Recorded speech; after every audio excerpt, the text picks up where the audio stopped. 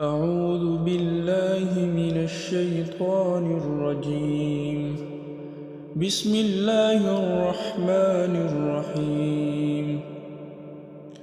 الرحمن علم القرآن خلق الإنسان علمه البيان. الشمس والقمر بحسبان والنجم والشجر يسجدان والسماء رفعها ووضع الميزان ألا تطغوا في الميزان وأقيموا الوزن بالقسط ولا تخسروا الميزان والأرض وضعها للأنام فيها فاكهة والنخل ذات الأكمام والحب ذو العصف والريحان فبأي آلاء ربكما تكذبان خلق الإنسان من صلصال كالفخار وخلق الجان من مارج من نار فبأي آلاء ربكما تكذبان رب المشرقين ورب المغربين فبأي آلاء ربكما تكذبان مرج البحرين يلتقيان بينهما برزخ لا يبغيان فبأي آلاء ربكما تكذبان يخرج منهما اللؤلؤ والمرجان فبأي آلاء ربكما تكذبان وله الجوار المنشآت في البحر كالأعلام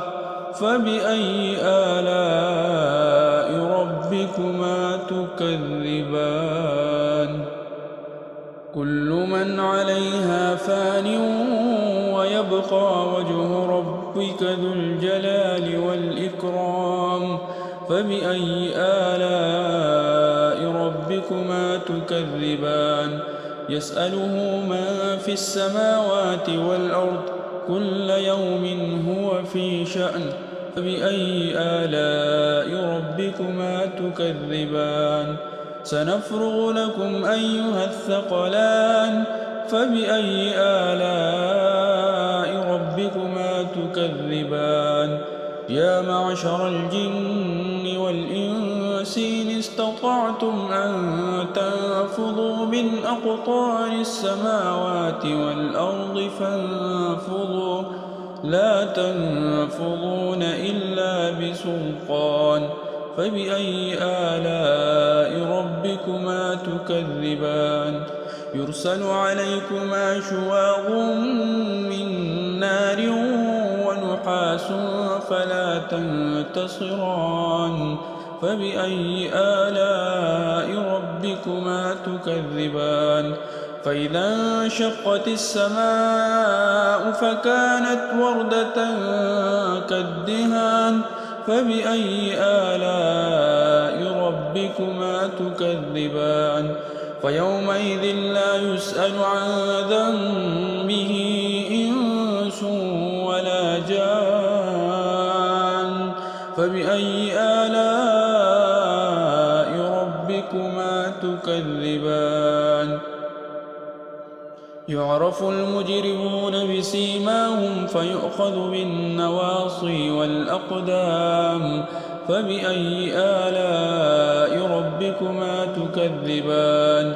هذه جهنم التي يكذب بها المجرمون يطوفون بينها وبين حميم آن فبأي آلاء ربكما تكذبان ولمن خاف مقام ربه جنتان فبأي آلاء ربكما تكذبان ذواتا